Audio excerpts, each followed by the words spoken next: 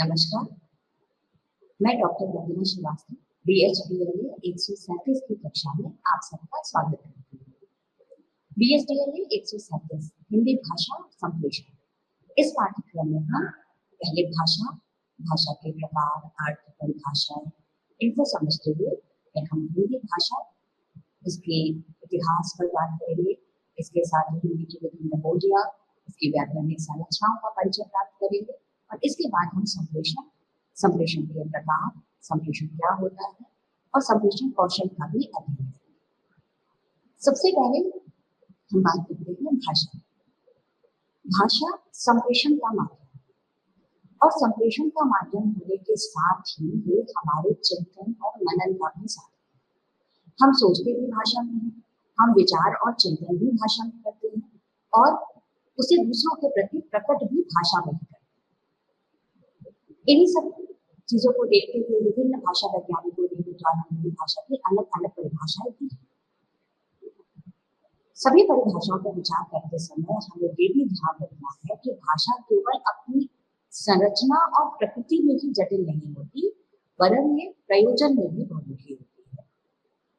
इसमें हमारे मानसिक व्यापार तो होते ही है, साथ ही हमारे सामाजिक व्यापार भी भाषा में ही होते हैं। इन सारी चीजों को देखते हुए भिन्न भिन्न विद्वानों ने भिन्न भिन्न परिभाषाएं दी है, लेकिन अभी तक कोई भी एक सर्वमान्य परिभाषा नहीं है। कुछ महत्वपूर्ण परिभाषाओं की चर्चा हम यहाँ पर करते हैं। हेनरी स्वीट एक पाश्चात्य विद्वान है। वो जब भाषा की परिभाषा करते हैं तो वो कहते हैं कि ध्वन्यात्मक शब्दों द्वारा विचारों के प्रकटीकरण को भाषा है। इसी से मिलती जुलती परिभाषा बाबूराम सक्सेना जी जो भारतीय विद्वान है वो देते हैं और उसमें थोड़ा सा और कुछ आगे जोड़ते हैं कि जिन ध्वनि चिन्हों द्वारा मनुष्य परस्पर विचार विनिमय करता है उसके समष्टि रूप को भाषा है। सबसे ज्यादा मान्य जो परिभाषा है वो है ब्लॉक ऑफ ड्रैगन। वो कहते हैं कि भाषा यादृच्छिक ध्वनि प्रतीकों की व्यवस्था जिसके द्वारा समाज अपने विचारों का आदान प्रदान करता है। इस परिभाषा में आप देखिए कि कुछ चीजें उन्होंने खास तौर पे दिखाई हैं, जिनमें है ध्वनि प्रतीक, यादृच्छिक। भाषा यादृच्छिक ध्वनि प्रतीकों की व्यवस्था है, तो एक तो यादृच्छिकता ध्वनि प्रतीक है, फिर समाज करता है यानी सामाजिकता है और इसके साथ साथ एक व्यवस्था है। तो व्यवस्था पर भी उन्होंने बात की, यानी ये चार पक्ष हैं, ध्वनि प्रतीक, यादृच्छिकता, व्यवस्था और समाज। ये जो चार पक्ष हैं, इन्हीं चार पक्षों को हम भाषा का मूल तत्व भी कह सकते हैं और इसी के आधार पर भाषा का स्वरूप, भाषा की प्रकृति और लक्षण को भी हम पहचान सकते हैं। तो सबसे पहले हम देखते हैं कि भाषा प्रतीकात्मक होती है और इसका काम संप्रेषण करना होता है। प्रतीक क्या है? तो प्रतीक ये जो ध्वनियां हैं उनका एक सार्थक और स्वतंत्र समूह है और प्रतीक के रूप में जब हम कोई शब्द ग्रहण करते हैं तो यानी प्रतीक रूप में जो ग्रहित शब्द है या वाक्य है वो उन सभी वस्तुओं और भावों के लिए सामान्यीकृत होता है। जैसे उदाहरण से आप समझिए कि जैसे हमने कहा कमल, कमल कहते ही जो श्रोता है उसके मस्तिष्क में जो एक चिन्ह बनता है, एक बिंब बनता है, वो दो तरह से बनता है। एक तो हमने कहा कमल, तो कमल की जो ध्वनियां हैं यानी क जिसमें हलंत लगा होगा आधा क प्लस अ, म जिसमें हलंत लगा है, धन अ, ल और धन आ, यानी ये 6 ध्वनियां सीधे सीधे मस्तिष्क में पहुंचती हैं और इनके जो प्रतीक चिन्ह हैं यानी जिस तरह से ये लिखे जाते हैं वो भी मस्तिष्क में पहुंच जाते हैं। कमल कहते ही उच्चारण के साथ ही ये चिन्ह हमारे मस्तिष्क में अंकित हो जाते हैं और इसके साथ ही एक विशेष फूल जिसको हम कमल कहते हैं वो फूल की आकृति भी हमारे मस्तिष्क में अंकित हो जाती है और इस सबके मस्तिष्क में जो भी कमल शब्द हिंदी का है तो जो भी हिंदी भाषा को जानता है और जो भी वो कमल जिसने भी कभी कमल का फूल देखा हो या उसका चित्र देखा हो तो कमल कहते ही सबके मस्तिष्क में समान रूप से ये ध्वनियां और वो पुष्प अंकित होगा। तो इसको हम कहते हैं कि ये सामान्यीकृत होता है। इस संबंध में दो बातें ध्यान देने की है। पहली तो ये कि ये जो प्रतीक है, ये जो ध्वनि प्रतीक है, ये मूल रूप से ध्वनि परक होते हैं लिपिबद्ध ये बाद में है। यानी जब हम कमल कह रहे हैं तो क म ल का जो उच्चारण, जो ध्वनियां है, ये पहले मस्तिष्क में पहुंच रही है। क्योंकि बहुत से लोग ऐसे हो सकते हैं जो साक्षर ना हो लेकिन वो भी कमल को समझे, तो ये लिखित रूप में बाद में आता है, लिपिबद्ध ये बाद में होते हैं। और दूसरी चीज, जो मस्तिष्क में चित्र बनते हैं वो मनोवैज्ञानिक, बौद्धिक, सामाजिक, सांस्कृतिक या जातीय और परंपरागत परिवेश से संबंधित है। इसके विषय में अभी हम आगे विस्तार से बात करेंगे कि किस तरह से समाज का, संस्कृति का प्रभाव पड़ता है प्रतीकों पर या प्रतीकों को समझने। दूसरी चीज आती है भाषा की विशेषता, यादृच्छिकता। यानी ये जो भाषिक प्रतीक है और जो यथार्थ वस्तु है, जैसे कमल का जो ध्वनि है, जो लिपि है, और जो कमल वास्तव में पुष्प है, तो इनके बीच जो एक संबंध है, जो संकल्प, जिसको हम कहते हैं संकल्पनागत संबंध, वो नैसर्गिक या प्राकृतिक नहीं होता, ये यादृच्छिक होता है। इसीलिए अलग अलग भाषाओं में एक ही वस्तु के लिए अलग अलग शब्द है। अगर वो प्राकृतिक होता तो सब में एक ही जैसा होता। जैसे हिंदी में हम घोड़ा कहेंगे तो संस्कृत में अश्व कहेंगे, अंग्रेजी में उसको हॉर्स कहेंगे, चीनी में हम माँ कहेंगे, ऐसे कोई भी आप शब्द उठा सकते हो। तो इसका अर्थ होता है कि जिस भाषा में जो शब्द रख दिया गया वो रख दिया गया। साथ ही ध्वनि प्रतीकों की भी ये बात है। जब हम लिपिक बनाते हैं तो भी हमने क बनाया तो क के लिए हमने आकृति बनाई कि एक लकीर होगी, उसमें हम एक छोटा सा गोला बनाएंगे, फिर एक उसकी ऐसे पूंछ बनाएंगे। तो ये हमारी मर्जी। अगर क को हम ख की तरह लिख रहे होते तो उसको ही हम क पढ़ रहे होते, ख को हम क पढ़ रहे होते। यानी ये पूरी तरह से यादृच्छिक होता है। इसके बाद सामाजिकता की हम बात कर रहे थे, तो समाज में जो प्रतीक है वो हेतु का काम करते हैं।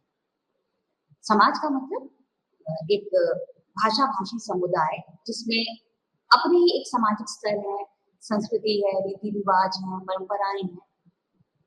तो ये जो व्यक्ति है, जो मनुष्य है, वो समाज में अपनी भाषा के द्वारा ही सारे कार्य व्यवहार करता है। तो उसका मनोविज्ञान, उसकी जो ऐतिहासिकता है उस समाज की, जो वहाँ का भौगोलिक परिवेश है, ये सारे संदर्भ उस भाषा के साथ जुड़ते हैं। जैसे एक छोटा सा उदाहरण हम आपको देना चाहेंगे कि जैसे हम मीरा होता है तो हम पानी मांगते हैं, लेकिन सूर्य को अर्पित करना हो तो हम जल देते हैं। अर्थ एक ही है, लेकिन सूर्य को पानी नहीं दिया जाता, सूर्य को जल अर्पित किया जाता है और पीने के लिए हम पानी मांग लेते हैं। इसी तरह बहुत सारे शब्द आप देख सकते हैं। जैसे खाना होगा तो हम कहेंगे चावल दो, पूजा में चढ़ाना है तो अक्षत होगा। इसी तरह से बहुत सारे शब्द आप देख सकते हैं जिनकी सांस्कृतिक मान्यताएं के हिसाब से हम अर्थ देते हैं। मुहावरे भी इसी तरह से बनते हैं। किसी के पैर छूना हो तो हम कहेंगे चरण स्पर्श करें। ऐसे आप पैर भी कह सकते हैं, पांव कह सकते हैं, टांग कह सकते हैं, अलग अलग जगह अलग अलग तरीके से इस्तेमाल कर सकते हैं। तो यानी जो भाषा है वो यादृच्छिक है, वो समाज की संपत्ति है और इसके साथ साथ वो प्रतीकों पर आधारित है। इसके अतिरिक्त भाषा में कुछ और भी गुण होते हैं। एक बड़ी चीज जो भाषा में होती है, जो बड़ी विशेषता है उसकी, वो है सर्जनात्मकता। ये मानव भाषा की भी विशेषता है।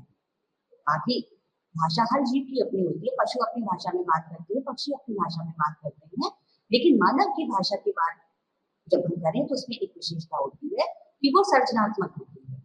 यानी हमारे पास वर्णमाला है, जैसे हिंदी की या देवनागरी की वर्णमाला दिखती है, 52 वर्ण है हमारे पास, लेकिन उन 52 वर्णों से हमने कितने सारे शब्द बनाए और हर साल कितने और शब्द हमारे शब्दकोश में जुड़ जाते हैं।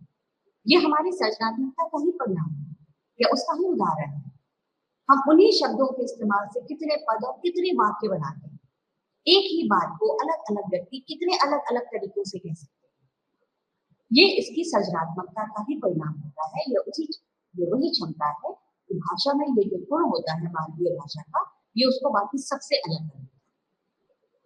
इसके साथ भाषा की कुछ और विशेषताएं बताई जाती हैं। जैसे भाषा जो है वो अर्जित होती है, वो जन्मजात नहीं होती। हम उसे या तो अनुकरण से ग्रहण करते हैं, जैसे हम अपनी मातृभाषा को ग्रहण करते हैं, बच्चा जहाँ जन्म लेता है अपने आप ही वो भाषा सीख जाता है, उसको सीखने के लिए प्रयास करने की आवश्यकता नहीं पड़ती, अनुकरण के आधार पर सीखता है। और कई बार हम भाषाओं को अर्जित करते हैं प्रयास के साथ, ये पढ़ाई करते हैं, शिक्षा लेते हैं, सीखते हैं। जैसे अगर एक व्यक्ति है, वो हिंदी के साथ, जैसे अगर हम हिंदी बोलते हैं तो अंग्रेजी, फ्रेंच, जर्मन, इटालियन, हम कोई भी भाषा सीख सकते हैं। तो भाषा अर्जित की जाए। एक जैसे अब हिंदी भाषा भाषी व्यक्ति है, वो अगर दूसरे क्षेत्रों में जाता है, मान लो वो तमिलनाडु में जाता है, तो रहते रहते वो तमिल भी सीख जाता है। तो भाषा को हम या तो सप्रयास या अनायास ही अनुकरण के माध्यम से अर्जित करते हैं। कभी भी कोई भी व्यक्ति यानी मानव जन्मजात भाषा लेकर नहीं आता। इसके साथ ही भाषा की एक और विशेषता होती है कि वो परिवर्तनशील। समय के साथ भाषा में परिवर्तन होता है और जो भाषाओं का हम विकास देखते हैं, जैसे जब हम हिंदी की बात करते हैं तो हम देखते हैं कि आदिकाल से आरंभिक जब आर्य भाषा की शुरुआत होती है संस्कृत से, तो कैसे भाषा विकास करते हुए आज हिंदी तक पहुंची। तो हर भाषा परिवर्तनशील होती है और यही परिवर्तन जो है, यही विकास जो है, उसे एक नई भाषा के रूप में परिवर्तित करता है। ये जो परिवर्तन होते हैं, ये उच्चारण के स्तर पे भी होते हैं, ध्वनियों के स्तर पर होते हैं, अर्थ के स्तर पर होते हैं। जैसे अर्थ संकोच होता है, कभी अर्थादेश होता है, कभी अर्थ का विस्तार होता है, अर्थ का उत्कर्ष या अपकर्ष होता है। तो इसके साथ साथ उच्चारण ध्वनियों में होता है। आप एक फिल्मों से इसका अच्छा उदाहरण समझ सकते हैं कि अगर खड़ी बोली हिंदी आज हम बोलते हैं, जब हम हिंदी की बात करते हैं तो सामान्यतः हम खड़ी बोली की बात करने लगते हैं, हिंदी के रूप में मानक में आज यही सीखते हैं। तो अगर हम फिल्में देखते हैं तो आज की फिल्म भी खड़ी बोली में है, और आप 40 के दशक की फिल्म देखिए तो वो भी उसी में है।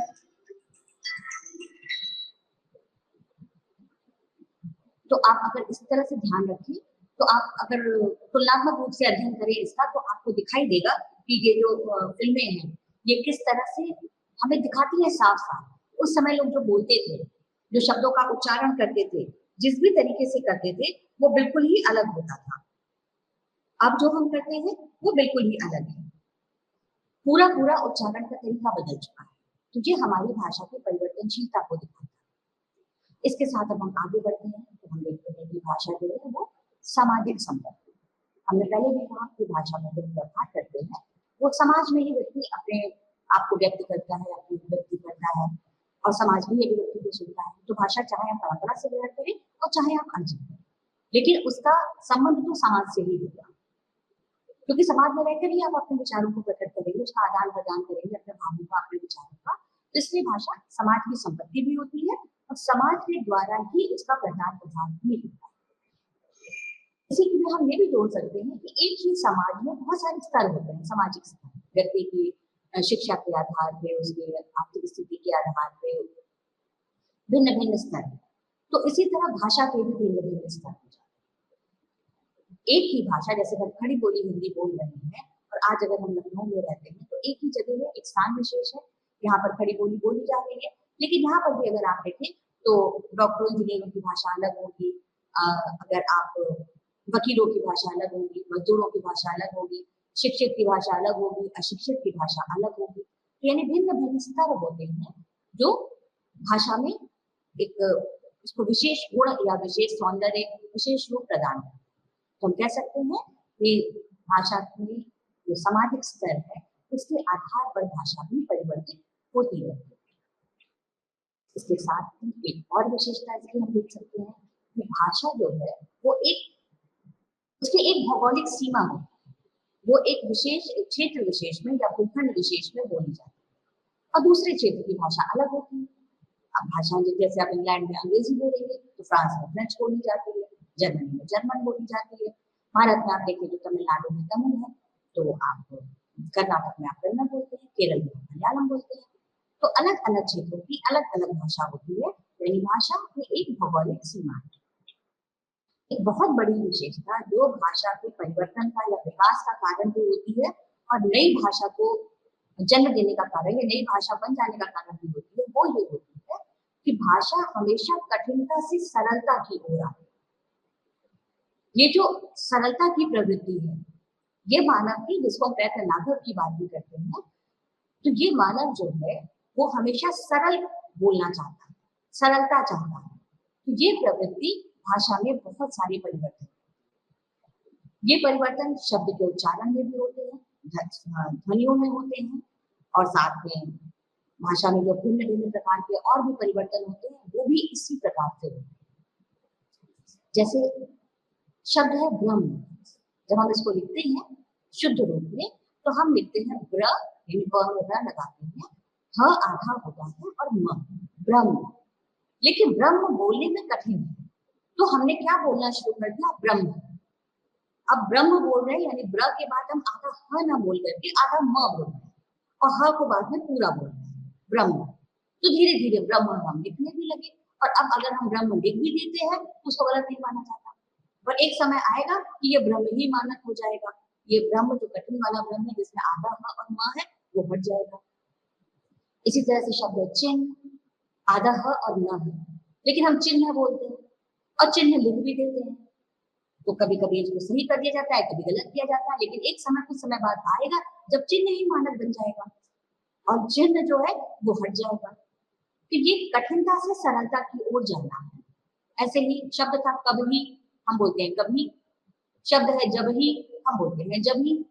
इसी तरह से जो जैसे स्कूल, तो इसको हम स्कूल बोलेंगे, स्नान तो उसको हम स्नान बोल देंगे, यानी उसके पहले कोई ना कोई स्वर हम जोड़ दे रहे हैं।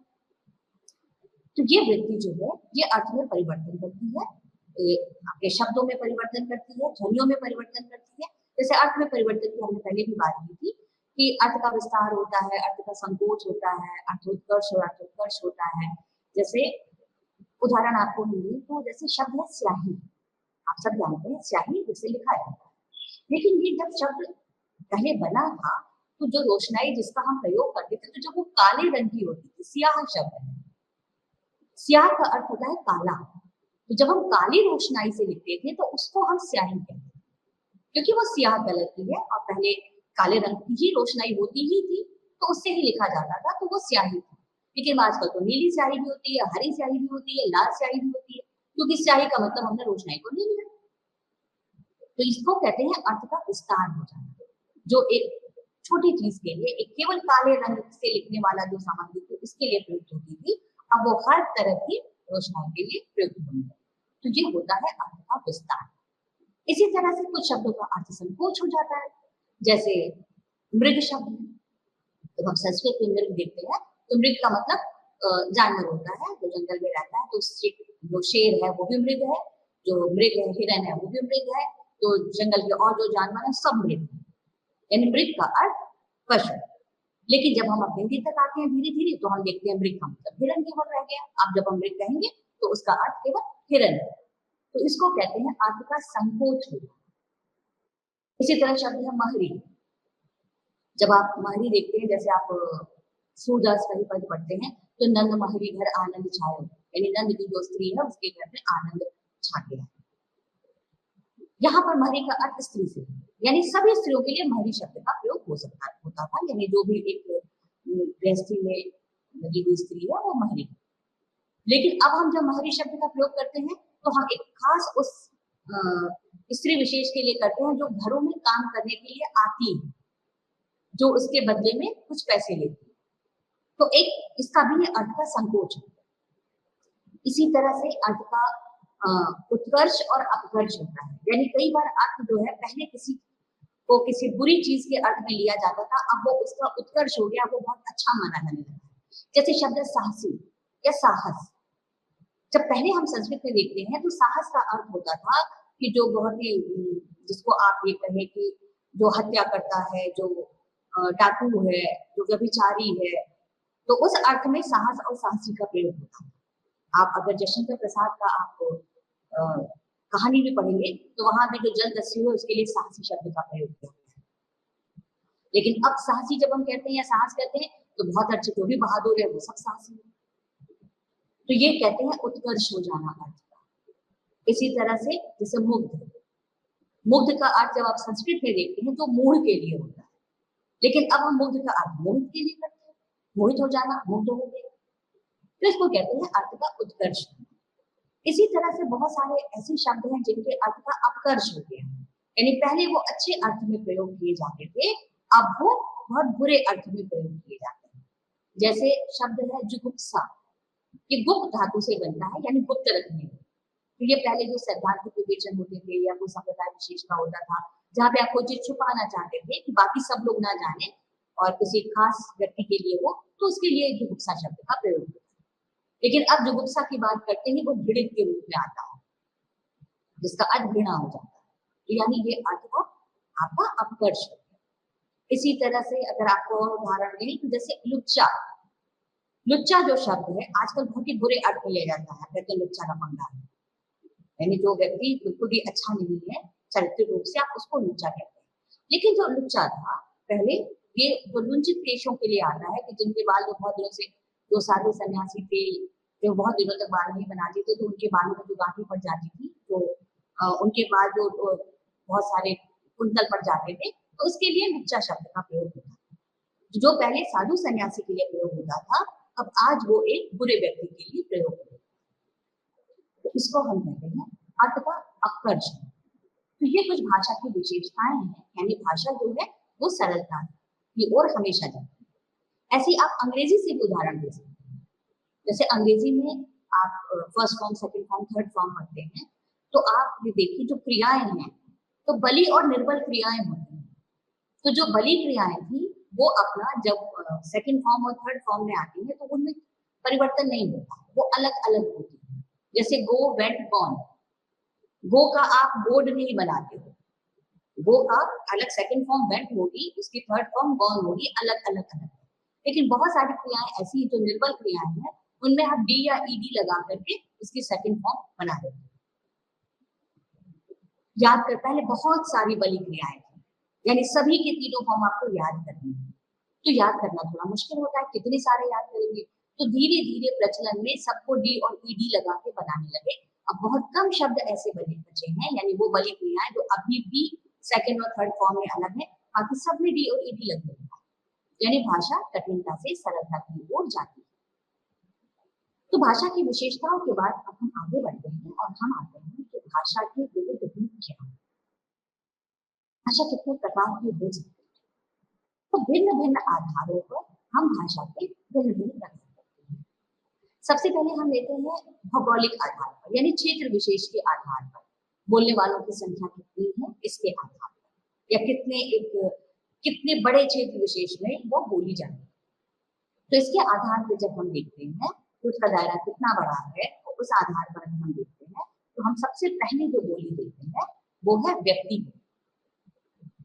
व्यक्ति बोली यानी एक व्यक्ति की बोली। हर व्यक्ति की बोली अपनी होती है, वो दूसरे से अलग है। वो उसका अपना एक मनोस्थिति होती है, उसकी अपने मनोविज्ञान होता है, उसकी अपनी एक शारीरिक संरचना होती है, उसका अपना एक तरीका होता है बोलने का। इसके साथ साथ जो जिस क्षेत्र विशेष में रहता है, उस समाज का, उस पर्यावरण का भी उस पर फर्क पड़ता है। तो इन सब चीजों से प्रभावित होने के कारण जो हर व्यक्ति है उसकी बोली दूसरे से अलग हो जाएगी। तभी आप आवाज सुनते ही या बोली का लहजा देखते ही आप पहचान जाते हो कि तो इसकी बोली होगी, चाहे आप उसको ना भी देखें। तो ये है जिसमें व्यक्ति परकता विशेष रूप से होगी, वो होती है व्यक्ति। इसके बाद आगे होती है स्थानीय बोली, यानी जब बहुत सारी व्यक्ति बोलियां मिल जाती हैं तो उससे बनती है एक स्थानीय बोली, यानी एक स्थान विशेष की बोली।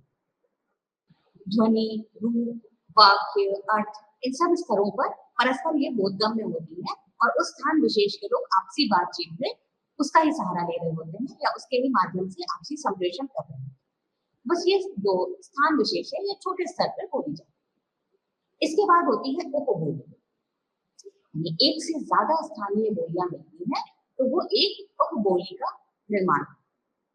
जैसे भोजपुरी जो है वो बोली है, लेकिन उसकी उपबोलियां हैं, जैसे छपरैया, गोरखपुरिया, नगपुरिया। जैसे छत्तीसगढ़ी एक बोली है तो उसकी उपबोलियां लरिया है, खलतानी है, ये उसकी उपबोली है। तो जब कई स्थानीय बोलियां मिलती हैं तो एक उपबोली बनाती है। इसके बाद होती है बोली, जैसे अभी हमने आपको बताया, कई उपबोलियां मिलेंगी तो वो एक बोली का निर्माण करेंगी। जैसे अभी भोजपुरी की बात हमने की, तो छपरैया, गोरखपुरिया, नगपुरिया और भी कई हैं, ये सब मिलकर भोजपुरी बनाएंगे। इसी तरह से आपकी जो छत्तीसगढ़ी की हमने बात की थी, तो आपकी लरिया, खलतानी और भी कई सारी हैं, ये सब मिलकर के आपका एक बोली बनाएंगे जिसको आप कहेंगे छत्तीसगढ़ी। इसके बाद होती है उपभाषा। कुछ विद्वान जो हैं, जो हम लोग जैसे हिंदी की बात जब पढ़ते हैं, हिंदी भाषा पढ़ते हैं, तो हम उसमें उपभाषा वर्ग देखते हैं, पूर्वी हिंदी, पश्चिमी हिंदी, राजस्थानी हिंदी, बिहारी हिंदी। तो इन उपवर्गों को उपभाषा है। और बहुत से विद्वान ऐसे हैं जो इससे सहमत नहीं हैं। वो कहते हैं कि उपभाषा वर्गों में हिंदी को विशेष तौर पर किसी भी भाषा को नहीं बांटना चाहिए। इसके बाद होती है भाषा। भाषा का क्षेत्र काफी व्यापक होता है, उसमें बहुत सारी बोलियां होती हैं, यानी एक या एक से अधिक बोलियां हो सकती हैं। कई उपभाषाएं, जैसे उपभाषा वर्ग की हमारे हिंदी में 5 उपभाषा वर्ग बनाते हैं तो वो मिलकर के एक भाषा बनाते हैं। हिंदी में जैसे 18 बोलियां, 5 उपभाषा वर्ग और 18 बोलियां। किसी भी बोली को भाषा बनने के लिए यानी भाषा के स्तर पर पहुंचने के लिए 4 गुणों का होना आवश्यक होता है। एक तो भाषा का जो विस्तार है वो तो ज्यादा होना ही चाहिए, बोलने वालों की संख्या तो ज्यादा होनी ही चाहिए। इसके अलावा भी जो 4 चीजें चाहिए वो है, सबसे पहली चीज की ऐतिहासिकता, यानी वो भाषा जो है वो उसकी एक अपनी परंपरा, वो लगातार उसका विकास क्रम आपको दिखाई दे रहा है। जैसे हिंदी एक भाषा है तो हिंदी का जब हम विकास क्रम देखते हैं तो हम प्राचीन भारतीय आर्य भाषाओं में लगभग ईसा से 1500 ईस्वी पूर्व से देखते देखते ऐतिहासिकता में आगे बढ़ते जाते हैं और 1000 के आसपास हम हिंदी पे आते हैं और हिंदी में फिर भी 1000 से लेकर आज 2200 चल रहा है तो उसमें भी हम भाषा का विकास, उसका आदिकाल, मध्यकाल, आधुनिकाल देखते हैं। तो उसकी एक परंपरा होनी चाहिए, उसका पर्याप्त विकास हुआ होना चाहिए। दूसरी विशेषता जो हम भाषा की देखेंगे वो है जीवंतता, यानी वो भाषा प्रयोग में और प्रचलन में होनी चाहिए। भाषा कितनी भी समृद्ध हो, कितना भी बड़ा उसका इतिहास हो, कितना भी ज्यादा उसमें ज्ञान विज्ञान हो, अगर वो जीवंत नहीं है, यानी आज अगर उसका प्रयोग नहीं किया जा रहा है तो वो भाषा के स्तर पर नहीं आ, तो उसका लगातार प्रयोग और प्रचलन होना चाहिए। तीसरी विशेषता जो इसी से जुड़ती है वो है स्वायत्तता, यानी वो भाषा भिन्न भिन्न कार्य क्षेत्रों में प्रयोग की जा रही है, वो किसी खास काम के लिए ही ना प्रयोग की जा रही, केवल बातचीत की भाषा ना, बातचीत की भाषा भी उसको होना चाहिए, उसमें साहित्य रचना भी होनी चाहिए, उसमें लोक साहित्य भी होना चाहिए, उसमें ज्ञान विज्ञान भी होना चाहिए, वो शिक्षा का भी माध्यम हो, वो सरकारी काम काज का भी माध्यम हो, तो यानी वो जो स्वायत्त हो, हर कार्य क्षेत्र में प्रयोग की जा रही हो, तो हम उसको कहेंगे कि वो भाषा। इसके साथ ही एक जो और सबसे बड़ी चीज है तो उसका एक मानक रूप होना चाहिए, मानकता का गुण उसमें होना चाहिए, यानी जो भाषिक संरचना है उसमें एक रूपता होनी चाहिए। जब आप मानक का निर्माण नहीं करते हैं या किसी एक स्वरूप को मानक स्वरूप नहीं मानते हैं तो सब लोग अपनी अपनी तरह से बोल रहे हैं, अपनी अपनी तरीके से लिख रहे हैं, तो वो भाषा के पद पर नहीं आए। तो उसके लिए भाषा में मानकता का गुण होना बहुत आवश्यक है। तो ये 4 अगर गुण होंगे तो वो भाषा के पद पर आसीन हो सकती है। ये तो प्रकार थे भूगोल या भौगोलिक आधार पर, जिसमें व्यक्ति बोली था, स्थानीय बोली, उपबोली, बोली और भाषा और भाषा। अब इसके बाद हम दूसरा आधार जो लेते हैं भाषा के प्रकार देखने के लिए, तो वो आधार है प्रयोग के आधार, यानी हम भाषा का किस तरह से प्रयोग करते हैं उसके आधार पर भाषा के प्रकार क्या हो सकते हैं।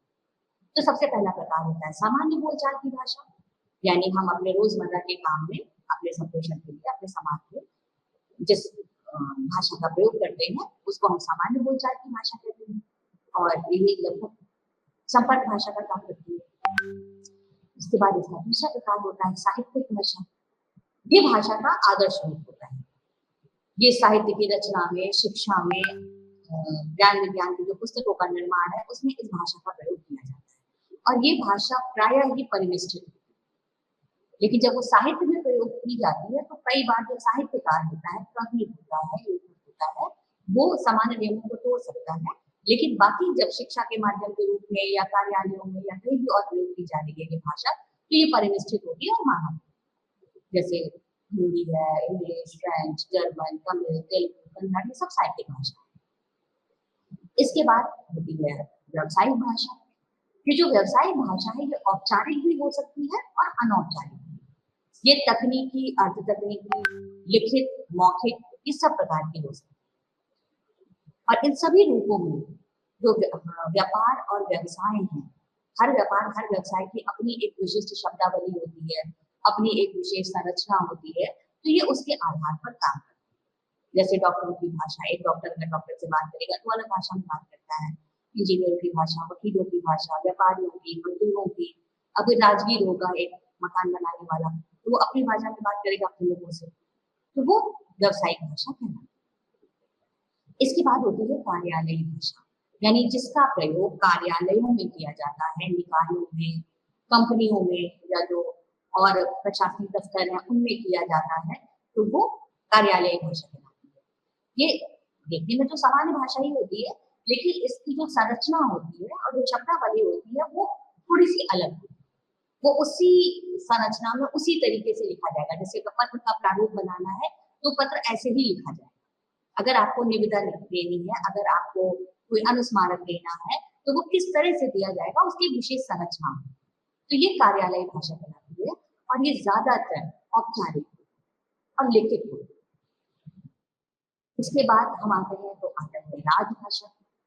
जो राजभाषा है ये परिनिष्ठित होगी और मानक होगी, यानी जिसमें हमारे राजकाज होते हैं, और ये ज्यादा से ज्यादा लोगों के द्वारा समझी जाने वाली भाषा। विषय के अनुसार शब्दावली और संरचना का प्रयोग तो हम कर सकते हैं, थोड़ा सा परिवर्तन भी कर सकते हैं, लेकिन ये परिनिष्ठित निश्चित रूप से होगी और मानक जरूर होगी। सभी सरकारी मंत्रालयों में, कार्यालयों में, कंपनियों में या निकायों में, जो संसद है, जो आपसी सरकार और जनता के बीच में अगर कोई काम हो रहा है तो सीधा संबंध बनाया जा सके, इसके लिए राजभाषा होती है। जैसे हिंदी भारत की राजभाषा है, हिंदी के अलावा भी है, लेकिन हिंदी भी भारत की राजभाषा है।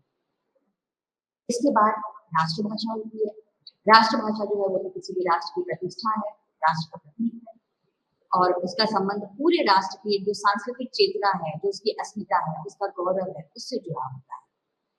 राष्ट्रभाषा राजभाषा हो सकती है, लेकिन राजभाषा राष्ट्रभाषा हो ये कोई अनिवार्य नहीं।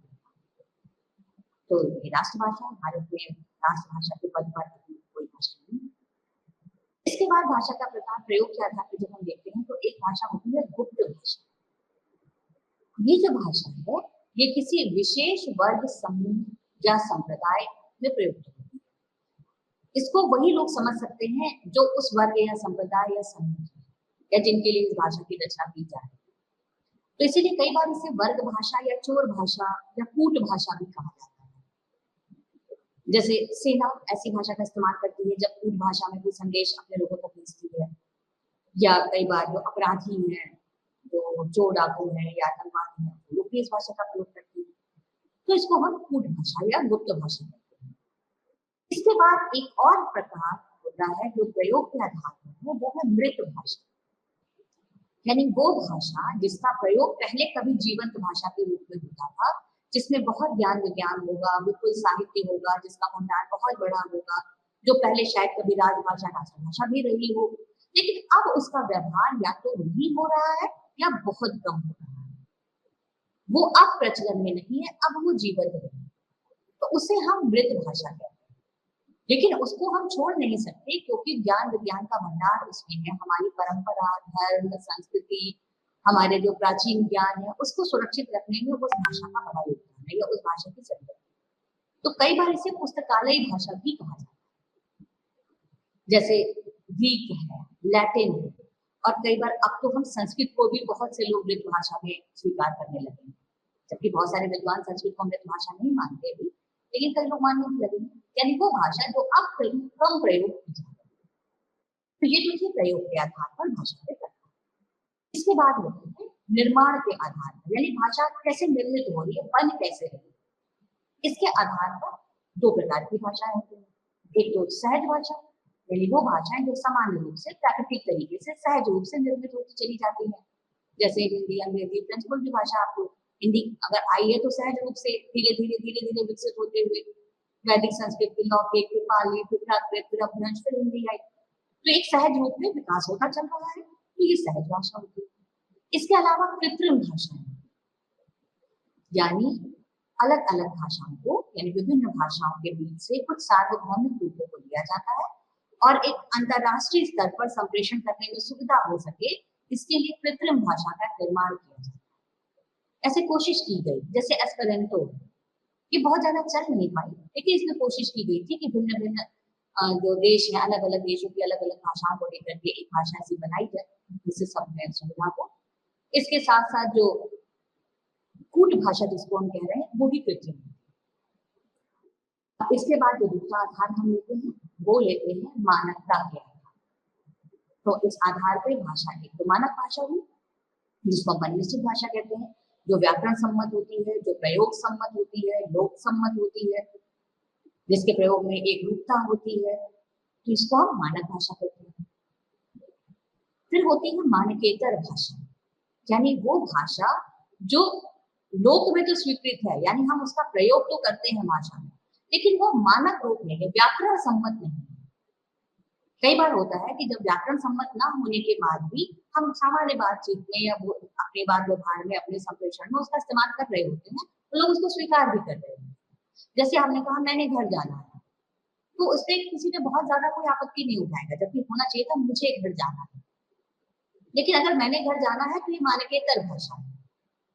इसके साथ होती है तीसरी अमानक भाषा, यानी वो भाषा जो ना तो व्याकरण सम्मत है ना ही लोक सम्मत, ना तो उसको प्रयोग करने की इजाजत।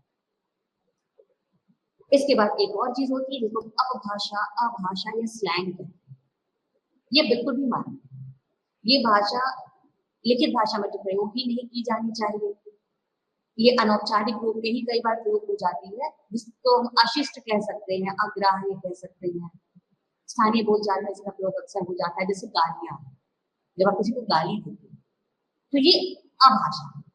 या जब आप कुछ अश्लील शब्दों का उच्चारण करते हो, जो कि माना जाता है कि आपको नहीं करना चाहिए, किसी भाषा का इस्तेमाल करते समय आप ऐसे शब्दों का उच्चारण नहीं कर सकते, तो इसको हम अभाषा या स्लैंग के रूप में देखते हैं।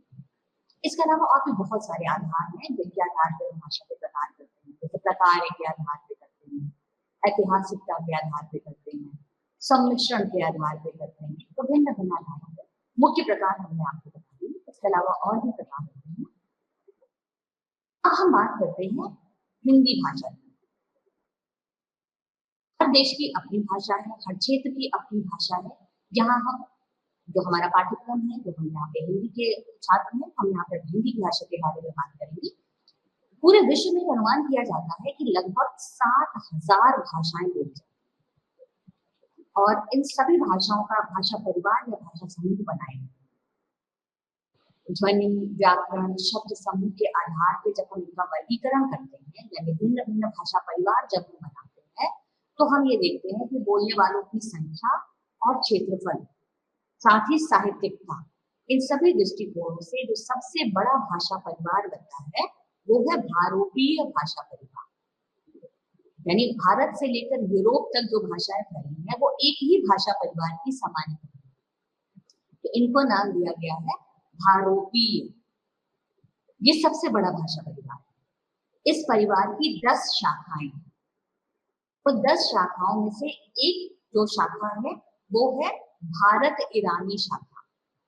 हमें हिंदी की बात करनी है तो इसलिए हम उन सभी 10 शाखाओं के बारे में यहाँ बात नहीं करते हैं।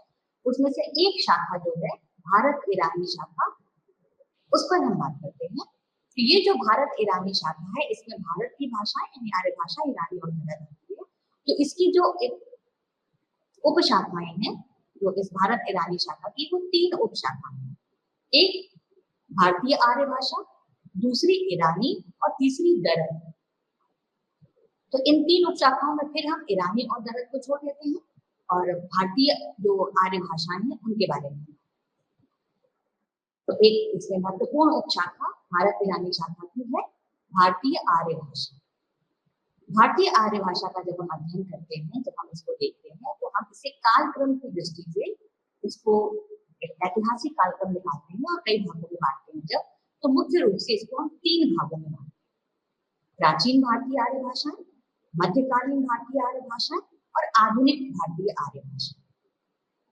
तो प्राचीन भारतीय आर्य भाषाओं का जो समय सीमा है वो है 1500 ईसा पूर्व से लेकर के 500 ईसा पूर्व। ध्यान रखेंगे, 1500 ईसा पूर्व से लेकर 500 ईसा पूर्व तक। इसमें वैदिक संस्कृत और लौकिक संस्कृत आती है। इसके बाद आती है मध्यकालीन भारतीय आर्य भाषा। इसकी समय सीमा है 501 ईसा पूर्व से लेकर के 1000 ईस्वी तक पाली, प्राकृत और अपभ्रंश, ये तीनों जो भाषाएं हैं वो इसी मध्यकालीन भारतीय आर्य भाषा 500 ईसा पूर्व से लेकर ईस्वी सन 1 तक पाली है, ईस्वी सन 1 से लेकर के 500 ईस्वी तक प्राकृत है और 500 से लेकर 1000 ईस्वी तक अपभ्रंश। इसके बाद आधुनिक भारतीय आर्य भाषा की समय सीमा है 1000 ईस्वी से अब तक। जितनी आप इस समय में हम भाषाएं भारत में देख रहे हैं, तो खासतौर पर उत्तर भारत की भाषाएं हैं, जैसे हिंदी, बंगला, मराठी, ये सब आधुनिक भारतीय आर्य भाषाओं में आती हैं और लगभग सभी का जो आरंभ होता है वो 1000 ईस्वी से होता है। तो यानी हमें हिंदी पढ़ना है, तो ये हिंदी जो है ये भी आधुनिक भारतीय आर्य भाषा की एक प्रमुख भाषा है। अब हम सीधे बाकी जो आधुनिक भारतीय आर्य भाषाएं उनको हम छोड़ देते हैं, हम केवल हिंदी को लेते हैं। तो हिंदी के बारे में जब हम फिर से उसका काल्पनिक आधार पर देखते हैं, तो हिंदी जब 1000 से शुरू हो रही है और आज तक जब पहुंचे हैं हम 2200 तक, तो हिंदी की स्थिति क्या रही है, जिसको हम पुनः 3 भागों में बांटते हैं, आदिकाल, मध्यकाल और आधुनिक काल। आदिकाल यानी 1000 ईस्वी से लेकर के 1500 ईस्वी, ये जो समय है 1000 ईस्वी से 1500 ईस्वी तक, इसमें अभी अपभ्रंश का प्रभाव चल रहा है। इसके ठीक पहले 500 से 1000 ईस्वी अपभ्रंश का काल है। तो अपभ्रंश एकदम से कोई भी भाषा एक दिन में बनती बिगड़ती नहीं। आप ये नहीं कह सकते कि 1000 से अगर अपभ्रंश खत्म होकर हिंदी शुरू हो रही है तो अब बिल्कुल अपभ्रंश बंद हो गई होगी, कोई अपभ्रंश बोल ही नहीं रहा होगा या अपभ्रंश का प्रभाव ही नहीं रह गया होगा, ऐसा नहीं है। 100 साल 200 साल तक पता भी नहीं चलता कि भाषा कौन सा रूप है। तो यहाँ पर अपभ्रंश का पर्याप्त रूप से प्रभाव है। हिंदी का भी स्वरूप निश्चित नहीं है इस कालखंड में। अपभ्रंश से हिंदी धीरे धीरे अलग होने लगी है, उसमें बाकी भाषाओं के शब्द जुड़ने लगे हैं, जो इसकी अवधि और भोजपुरी जैसी जो बोलियां हैं वो अलग अलग से अपना रूप लेने लगी हैं। साथ में अरबी फारसी के बहुत सारे शब्द अब हिंदी में आने लगे हैं, उनका आगमन होने लगा है। बहुत सारे नवीन व्यंजन आने लगे हैं। अब सहायक क्रियाएं और परसर्गों का प्रयोग ज्यादा होने लगा है और नपुंसक लिंग तो लगभग खत्म ही हो गया है। आपको अगर संस्कृत आपने पढ़ी होगी तो आपको पता होगा पहले 3 लिंग होते थे, स्त्रीलिंग, पुल्लिंग और नपुंसक लिंग। हिंदी में 2 ही लिंग होते हैं, स्त्रीलिंग और पुल्लिंग। तो लगभग अपभ्रंश के समय से नपुंसक लिंग खत्म होने लगा था और हिंदी तक आते आते नपुंसक लिंग लगभग खत्म हो गया। इसके बाद आते हैं हम मध्यकाल का। मध्यकाल की जो समय सीमा है वो है 1500 से लेकर 1800 ईस्वी।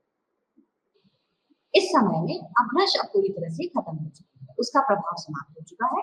अब जो हिंदी की बोलियां हैं, ब्रज, अवधी, ये स्वतंत्र रूप से प्रयुक्त होने लगी है और बहुत इनका जो साहित्य है और इनका जो चलन है वो बहुत व्यापक स्तर पे होने लगा। साथ ही अरबी फारसी के शब्द तो आ ही रहे हैं, अब यूरोपियों से संपर्क भी होने लगा है, तो पुर्तगाली, स्पेनी या फ्रेंच, अंग्रेजी, ये शब्द भी भाषा में शामिल होने लगे हैं। और एक और बड़ी विशेषता जो मध्यकाल की है वो ये है दक्षिणी का आरंभ और विकास इसी समय में होता है। इसके बाद हम आते हैं आधुनिक काल पर। आधुनिक काल यानी 1800 से लेकर अभी। अब 1800 के बाद का इतिहास जब हम देखते हैं तो हम ये देखते हैं कि साहित्य के क्षेत्र में जब हम देखें तो खड़ी बोली का व्यापक प्रचार प्रसार शुरू होता है।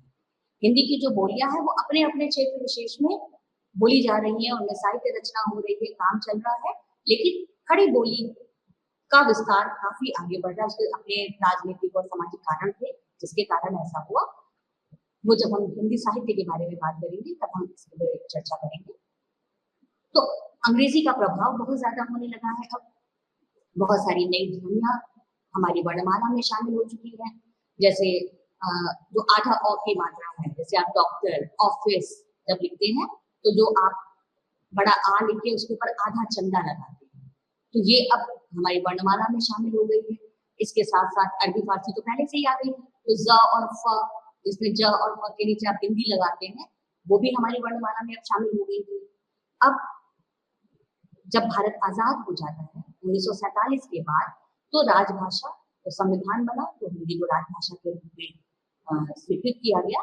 तो उसके बाद भिन्न पारिभाषिक शब्दावलियों के निर्माण पे बड़ा काम किया गया, हिंदी का मानक रूप स्थिर किया गया। तो विज्ञान और वाणिज्य, चिकित्सा शास्त्र, इन सब के संबंध में पुस्तकों की रचना करनी थी, हिंदी का प्रयोग प्रचार प्रसार बढ़ाना था।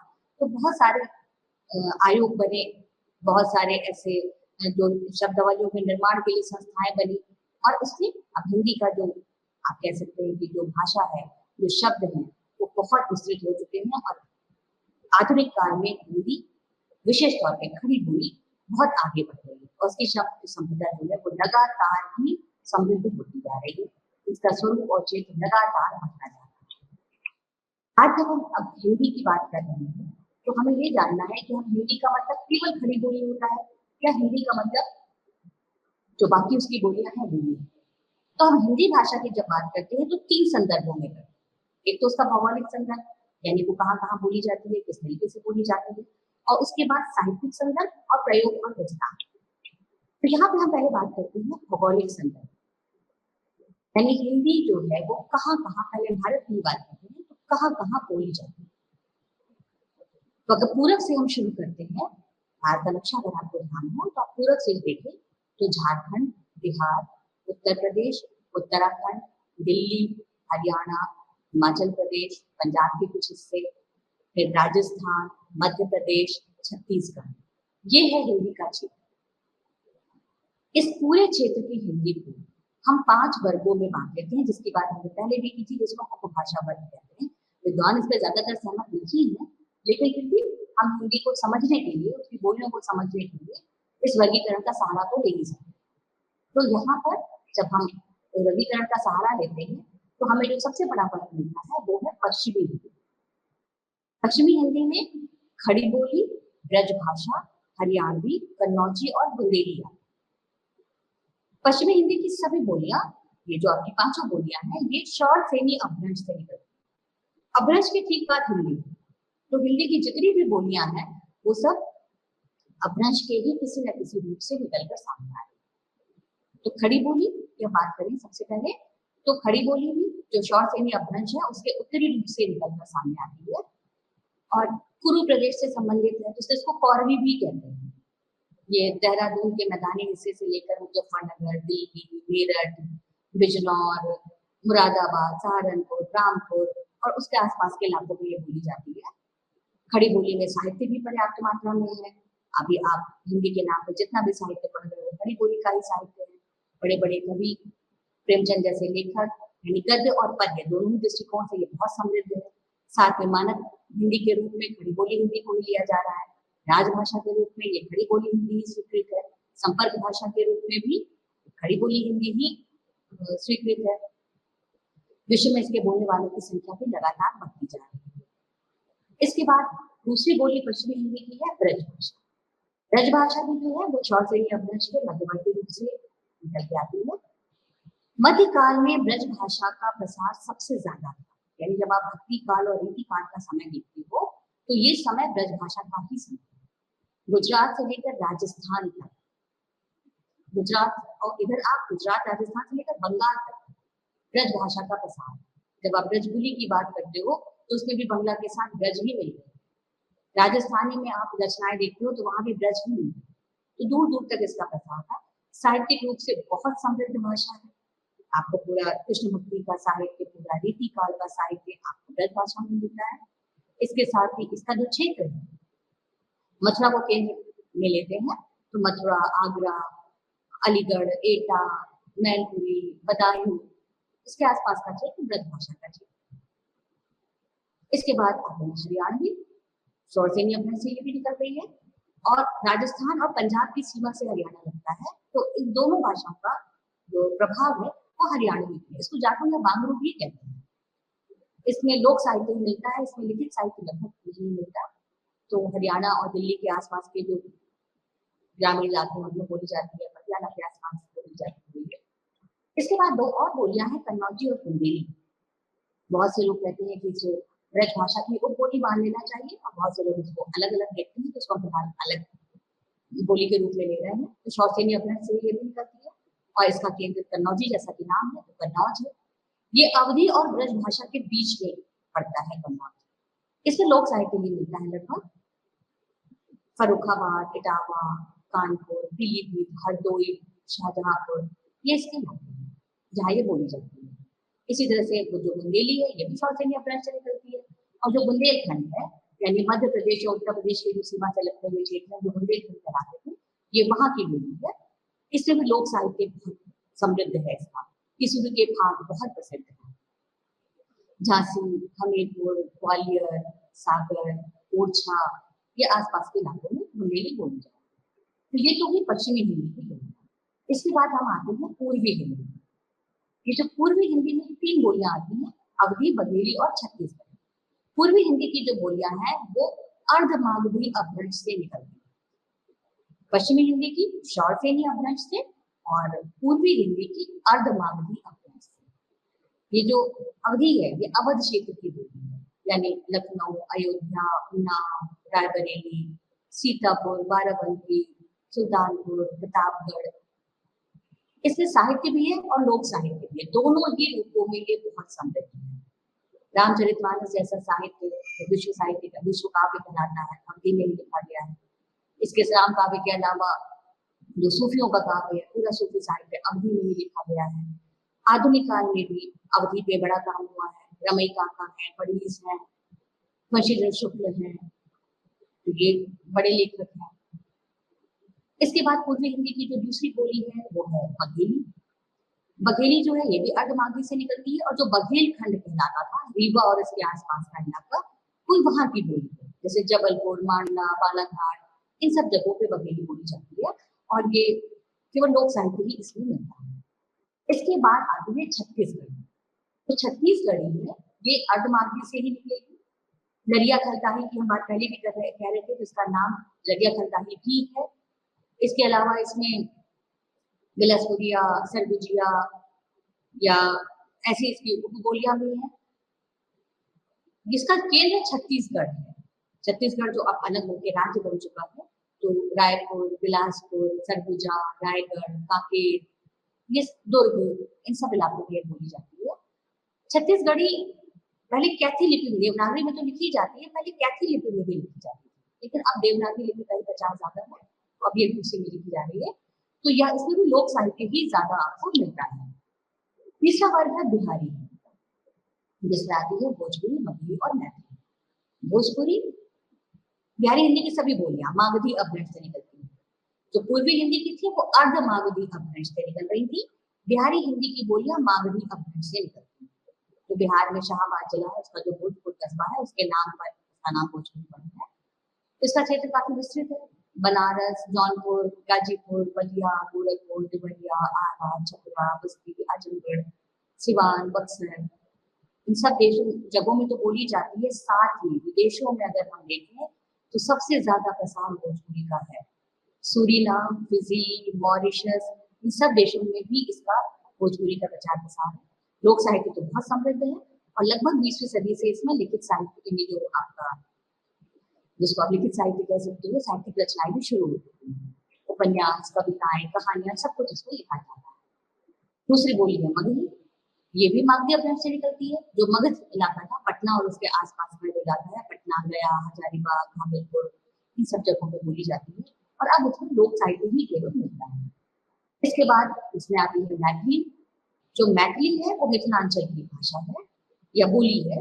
ये आपका सिर्फ विद्यापति का साहित्य से है, मैथिल को इन्हें कहा जाता है। तो नेपाल की तराई से लेकर के जो बिहार के उत्तरी वाले जो मिथिलांचल वाले हिस्से हैं वो इसमें आते हैं। तो इसमें लोक साहित्य भी है और इसमें लिखित साहित्य भी है। साथ ही तो मैथिली को अब संविधान की अनुसूची में भी स्थान मिल चुका है। चौथा वर्ग है राजस्थानी। राजस्थानी में जयपुरी, निवाड़ी, मेवाती और मालवी। ये जयपुरी को अब साहित्य अकादमी में स्थान मिल चुका है, तो इसलिए जब साहित्यिक रचनाओं पे जब पुरस्कार की साहित्यकार की बात आती है, तो ये जयपुर जो राजस्थानी वाली जो भाषा, ये चारों वर्ग की जो भाषाएं हैं, जो बोलियां हैं, ये जो है ये हिंदी में अब शामिल नहीं है। जयपुरी, इसको ढोंढानी भी कहते हैं, जयपुर और उसके आसपास की बोली है। इसी तरह से जो मारवाड़ और उसके आसपास की बोली है, इसको हम जो डिंगल की बात करते हैं, आदिकाल में डिंगल है, या मीराबाई के जो पद हैं वो इसी में है, मारवाड़ में। ये जो बोली है ये आपका जो जैसलमेर, बीकानेर, इसके आसपास की, जोधपुर, इसके आसपास की। इसी तरह मेवाती है, तो मेव जाति के नाम पे वहां पे प्रधानता थी, इसलिए मेवाती कहा गया। ये जो राजस्थान की सीमा जो हरियाणा के साथ लगती है, वो इस सीमा पर बोली जाती है मेवाती, तो उस पर हरियाणवी का भी काफी प्रभाव रहता है, इसमें भी लोक साहित्य मिलता है। इसके बाद मालवी जो है, ये जो मालवा अंचल यानी कि राजस्थान और मध्य प्रदेश का जो हिस्सा दक्षिण की तरफ मिलता है, इंदौर और उसके आसपास का इलाका, कुछ राजस्थान का कुछ मध्य प्रदेश का लेकर के ये मालवी मिलती है, इसमें भी लोक साहित्य मिलता है। जयपुरी में और मारवाड़ी में अब साहित्य लगभग आप अगर देखें तो आपको लिखित साहित्य भी मिलेगा। तो ये तो हो गई, इसके साथ पहाड़ी वर्ग का भी बच रहा है। पहाड़ी वर्ग की जो भाषा है, पांचवा वर्ग है पहाड़ी भाषा। ये जो पहाड़ी बोलियां हैं, इनमें हिमाचली, गढ़वाली, कुमाऊनी और इसके साथ साथ नेपाली भी शामिल की जाती है। जो हिमाचल प्रदेश की बहुत सारी छोटी छोटी बोलियां हैं, जैसे चंबा की बोली चमोआली है, धुंधली है, इसी तरह कई सारी बोलियां मिलकर के जो एक बोली बनाती है, जिसको हम हिमाचली कह रहे हैं, भाषा वर्ग में लेकर के आ रहे हैं। ये शिमला और उसके आसपास की बोली है। फिर आती है गढ़वाली, यानी जो गढ़वाल मंडल है, उत्तराखंड में 2 मंडल हैं, गढ़वाल और कुमाऊं। तो जो गढ़वाल मंडल की बोलियां हैं, देहरादून और उससे ऊपर की जो बोलियां हैं उसके आसपास की, वो गढ़वाली में आती है। जो कुमाऊं मंडल है यानी नैनीताल, अल्मोड़ा, जो वहां से लेकर के चलते हैं, तो ये आती है आपकी कुमाऊं मंडल की, ये कुमाऊनी में आती है। इसके साथ ही नेपाली है, जो आपकी नेपाल की भाषा है, साथ साथ ही सिक्किम और दार्जिलिंग में भी बोली जाती है। तो ये तो नेपाल की राष्ट्रभाषा है, इसलिए बहुत से लोग कहते हैं इसको हिंदी में क्यों शामिल करना चाहिए, लेकिन ये सिक्किम और दार्जिलिंग में भी बोली जाती है, तो इसलिए एक नेपाली का एक बोली के रूप में रखा जाता है। तो बहुत से लोग इसको मानते हैं, बहुत से लोग इसको अलग। ये है हिंदी की बोलियां। ये 18 बोलियां हैं, जिसके जब हम हिंदी की बात करते हैं तो ये सभी उसमें समाहित हैं। हिंदी की आगे बढ़ते हैं, अब हम थोड़ा सा और चर्चा करते हैं हिंदी की जो बोलियां बन किससे रही है। तो हमें वर्ण चाहिए, वर्णमाला चाहिए, जिसके बाद हिंदी की व्याकरण शुरू होगी। तो व्याकरण की चर्चा हम अगली कक्षा में करेंगे। अभी जो हम चर्चा करते हैं वो हम कर लेते हैं पुरुष व्याकरण की, वर्णमाला की। तो जो भाषा की जो ध्वनि है, उन ध्वनियों के लिए हम प्रतीक चिन्हों की बात करते हैं कि जो सबसे छोटी ध्वनि होती है, जिसका फिर हम कोई दूसरा और खंड उसके नहीं कर सकते हैं, तो वो वर्ण कहलाता है। और ये जो ध्वनियां हैं जो उच्चारित की जाती हैं, फिर उसका लिखित, दोनों के लिए हम प्रतीकों का इस्तेमाल करते हैं। तो हर एक ध्वनि के लिए एक संकेत चिन्ह होता है, एक प्रतीक चिन्ह होता है। ये जो प्रतीक चिन्ह है, यही वो वर्ण कहलाता है। हम हिंदी जो है वो देवनागरी लिपि में लिखते हैं। तो देवनागरी लिपि पहले हिंदी महाजनी में, कैथी में, मारवाड़ी में भी लिखी जाती थी, लेकिन अब धीरे धीरे देवनागरी लिपि स्वीकृत हो गई है। हम देवनागरी लिपि की ही यहाँ पे बात करेंगे। तो देवनागरी लिपि में जो प्रतीक चिन्ह हम इस्तेमाल करते हैं वर्णों के लिए, उनका जो व्यवस्थित समूह है, यानी वर्णों का जो क्रमबद्ध व्यवस्थित समूह है, वो वर्णमाला कहलाता है। हिंदी की जो वर्णमाला है वो स्वर और व्यंजन में विभाजित होती है। स्वर यानी जिसका उच्चारण हम स्वतंत्र रूप से कर सकते हैं, जिसको बोलते समय कोई अवरोध नहीं होता, मुख विवर्तन में उसमें पूरी गूंजती रहती है, जिसको बहुत देर तक बोल सकते हैं। और व्यंजन जो स्वतंत्र रूप से उच्चारित नहीं किए जा सकते हैं, जो स्वर की सहायता से ही उच्चारित किए जाएंगे, जिनको उच्चारण करते समय कोई ना कोई अवरोध जरूर उत्पन्न होगा, जिनका हम स्वतंत्र रूप से बहुत लंबा देर तक उच्चारण नहीं कर सकते। जैसे अगर हम बोलेंगे क, तो क रुक जाएगा, अ ही सुनाई देने लगेगा, तो इसको हम व्यंजन कहते हैं। जो हिंदी की वर्णमाला है वो स्वर और व्यंजन में विभाजित है। तो जो स्वर है वो है अ, आ, इ, ई, उ, री, ए, ओ, औ। इसके साथ अनुस्वार है अंग, विसर्ग है अ, फिर व्यंजन शुरू होते हैं। व्यंजनों में पहले आपके पास 5 वर्ग हैं, जिनमें 5-5 वर्ण हैं। जैसे क वर्ग क ख ग घ अंग, च वर्ग च छ ज झ इ, ट वर्ग ट ठ ड ढ, त वर्ग त थ द ध न, फिर आपका प वर्ग प फ ब भ म। इसके बाद होते हैं अंतस्थ व्यंजन, यानी य र ल व, फिर ऊष्म श श स ह, फिर संयुक्त व्यंजन है छात्र य श, और फिर आगत व्यंजन है जो हमने पहले बताया था, जैसे आधा और ज और फ। और इसके अलावा 2 विशेष व्यंजन है, जैसे ड़, जैसे गिर पड़े तो ड़, और ढ, जैसे पढ़ना। तो ये दो विशेष व्यंजन हैं। ये बनती है हमारी वर्णमाला। इसमें कुल 52 वर्ण होते हैं। इसके आधार पर ही संज्ञा, सर्वनाम, विशेषण, क्रिया सब रहेगा और व्याकरणिक इकाइयां होंगी और हिंदी की संरचना को ये सब एक व्यवस्थित रूप उसका आकार प्रदान करेगा। आज की कक्षा में इतना ही। अगली कक्षा में फिर धन्यवाद।